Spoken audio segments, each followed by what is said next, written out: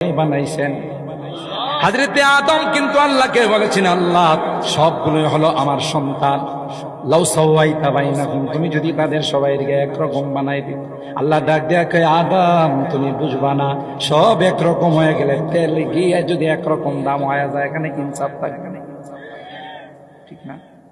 ছাত্র উস্তাদ গেছে এক এলাকায়, গেছে পরে যায় দেখে এখানে তেলের যে দাম ঘিয়েরও সেই রকম দাম। ছাত্রকে, হুজুর আল্লাহ কুদরতি ভাবে নিয়ামত মিলাইছে, ঘি খামো আর মোড়াও। উস্তাদ কই, দেখ এই রাষ্ট্রে থাকা যায় না, যে রাষ্ট্রে তেল ঘি এক দাম, এই রাষ্ট্রে কোনো ইনসাফ নাই, জুলুম। ছাত্র কই, আমি তো যারা আগের মানুষ, আপনার আগের মাথা কাজ করতেছে, এনে ঘি পাইতেছি, খামো আর মোড়াও মুখ, কয়েকদিন পরে স্বাস্থ্য কত সুন্দর হয়ে যাবে। ঠিক আছে বাবা, তুই থাক, আমি গেলাম। ঠিক আছে, ছাত্র এখানে থাকে আর সস্তা ঘি পায়া খায়। এখন আদালতের মধ্যে মামলা চলছে, এক আসামি, এই আসামির রায় হয়েছে ফাঁসির কাস্টে ঝুলতে হবে। তো ফাঁসির কাস্টে রশি আছে না, রশি দেয়া দেহের গলার মধ্যে লাগাইছে, এবারটা শিবন বেড়া রশি অনেক দূর ফাঁক হয়ে থাকে, তাহলে এই রশির মধ্যে কেমনে ফাঁসিতে ঝুলবে? আদালতের কাছে গিয়ে গেছে, মহামান্য আদালত, রশির সাথে ব্যক্তির গলা মিলে না। মহামান্য আদালত বলো, গোটা রাষ্ট্রে কোথাও দেখো রশির সাথে গলা মেলে, হেরে ফাঁসির কাস্টে ঝোলাও। দেখেন কি বিজ্ঞ বিচার, চিন্তা করছে। তালাশ করতে করতে ওই ছাত্ররে পাইছে, এত অল্প টাইমে ঘি খায়া কি হয়েছে। তখন তালাশ করতে করতে ওরে পাইছে, কই স্যার পাইছি, কই নিয়ে আসো। মহামান্য আদালত বলে, তোমার ফাঁসি। কই স্যার অপরাধ? গলা মিলছে। কি মিলছে? গলা মিলছে। কই স্যার আমি তো কোনো অপরাধ বুঝি না, গলা মিলছে। কই তাহলে ঠিক আছে স্যার, আমার তার কিছু করার নাই, রাষ্ট্রীয় আইন, আমার ফাঁসির কাজটি দিবেন, তো আমারে 2 মিনিট সময় দেন। ঠিক আছে, 2 মিনিট না 5 মিনিট। এর উস্তাদের কাছে ফোন দিছে, যে উস্তাদে কইছে এখানে থাকিস না, এখন তো ধরা পড়ছে। হুজুর আপনার কথাই তো ঠিক। তুই কি হয়েছে বাবা? কেন তো আমার ফাঁসির কাজটি জ্বলাবো, তোমার অপরাধ রশি মিল্লা গেছে। কথা বুঝে আইস। উস্তাদে কয়, এখন কি করা? হুজুর আমনে যা কন। তুমি বলো যে 10টা মিনিট দেরি করেন, আমার উস্তাদ আসতেছে, উস্তাদের আমি শেষবারের মতো দেখে আমি ফাঁসির কাজটা দিই। আর ফাঁসির সময় তো এরকমের সুযোগ দেওয়াই হয়। ঠিক আছে, তোমার কি আছে? 10 মিনিট সময় দিলাম বা 20 মিনিট সময় দিলাম। উস্তাদ আসছে, উস্তাদ এসে জল্লাদরে বলতেছে, এই ফাঁসি আমারে দাও। আর ছাত্র কইতেছে, না আমার উস্তাদ এখন আমারে দাও। এখন আগে কানে কানে কয়ে লইছে, আমি ঝুলতে চাইবো, তুই চাইবি, দুইজনের মধ্যে কুস্তাকুস্তি হবে। এখন ছাত্র কয় না আমারে, ওস্তাদ কয় না আমারে। বাস, এই দেশের রাষ্ট্রপতি তিনিও চেয়ারে বসা, ফাঁসির রায়টা কার্যকর হচ্ছে এটা দেখবে। ইনি কইল যে কি কুদরতি কারবার, ফাঁসির কাস্টে ঝোলার জন্য মানুষ প্রতিযোগিতা করে। আসেন এদিকে, আসেন দুইজনে এদিকে আসেন। ফাঁসির কাস্টে ঝুলবে, আপনি কোন আপনি ঝুলবেন, আর হ্যাঁ কই হ্যাঁ ঝুলবো, এটা কি কোনো প্রতিযোগিতার বিষয় হলো? এখানে তো জীবন শেষ। তখন উস্তাদে বললো, স্যার আপনি বুঝেন না, এটা এমন একটা ফাঁসির কাষ্ট, এটাতে ঝুলতে দেরি হবে, জান্নাতে যাইতে দেরি হবে। এই জন্য আমি বললাম যে তুই যাওয়ার দরকার নাই, আমি যাবো। ছাত্র কই না হুজুর, জান্নাতে আমি যাবো। রাষ্ট্রপতি কই, এমন যদি ফাঁসি হয়ে থাকে তোমরা দুইজন না, আমারে দাও। এত বরকতময় ফাঁসি, যে ফাঁসিতে ঝুলতে দেরি হবে, জান্নাতে যাইতে, তাহলে তোমরা দুইজনেই থাকো, আমারও ঝুল। কথা কয় ঠিক না বেটি? তেল আর ঘি যেখানে কিনাই একাকার হয়ে যাবে, এখানে বোঝা গেল ইনসাফ।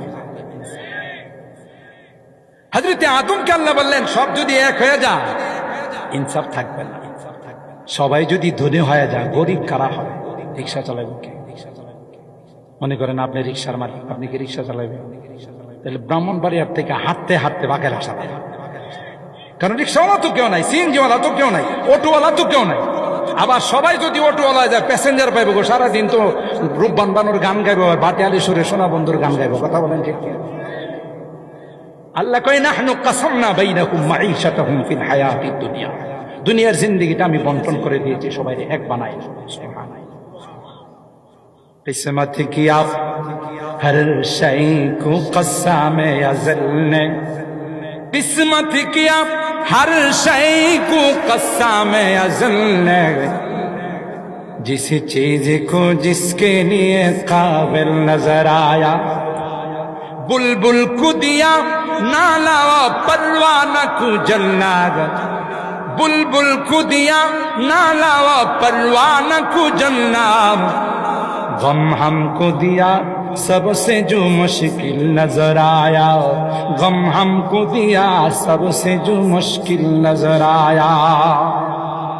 বন্টন করছেন কে? একজনের ফিঙ্গারের সাথে পৃথিবীর আরেকজনের ফিঙ্গার মিলতে, এই জন্য কোনো দলিল করতে গেলে টিপ দেন, জানেন এই টিপ দিলে আপনার ফিঙ্গারটা উঠে যায়। গোটা বিশ্বের কোথাও আপনার ফিঙ্গারের সঙ্গে কারো ফিঙ্গার মিলবে না। কে বানাইছে?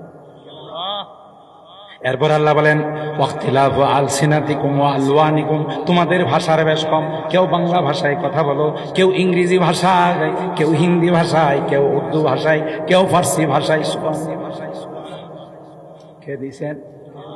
হযরতে আদমকে যখন আল্লাহ তাআলা সমস্ত বস্তুর নাম বলেছিলেন, আমি কুট করে বলতেছি, পুরা ঘটনা বলি নাই।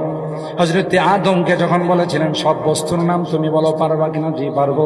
হযরতে আদম আল্লাহর সামনে প্রত্যেকটা বস্তুর নাম, তার প্রকার, তার দ্বারা কি কাজ, কখনো ইংলিশে কয়, কখনো আরবিতে কয়, কখনো বাংলায় কয়, কখনো হিন্দিতে কয়, কখনো উর্দুতে কয়, কখনো ফার্সিতে কয়। বুঝে গেল বাবা আদম তার সন্তানরা পৃথিবীর মধ্যে যে কয়টা ভাষা ব্যবহার করবে, ওই কয়টা ভাষা বাবা আদম আলাইহিস সালাম আল্লাহর কাছে ব্যবহার করেছিলেন। তাহলে আমার মায়ের ভাষা বাংলা ভাষা। 21শে ফেব্রুয়ারি আমি কি তোমায় ভুলিতে পারি? এই মাতৃভাষার জন্য যারা শাহাদত বরণ করেছেন, যারা যারা রক্তে রঙিন করেছেন, তাদের আমার মাতৃভাষা যেন আন্তর্জাতিক মান পেয়ে যায়। কথা বলেন, এই ভাষাও কার দেওয়া দান? কথা কি বুঝাইতে পারেন? কিন্তু দুঃখজনক হলো সত্য, ভাষা হলো আমার বাংলা, পালন করি ইংরেজি।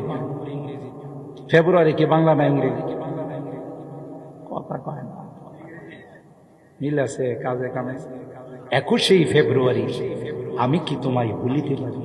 এটা কেন হবে? বলতে হবে অমুক ফাল্গুন বা অমুক মাঘ অথবা চৈত্র, যেটাই আসে আমার বাংলা নাম দিয়ে বলতে হবে, যে যদি যেটাই হবে এটাকে বলতে হবে আমি তোমায় ভুলিতে পারি। কথা বলেন ঠিক কিনা? ভাষা আমার মাতৃ, রক্ত দিন আমার তরুণরা, যুবকরা মাতৃভাষার জন্য, আর পালন করি ইংরেজি দিয়া। কোন মিল আছে?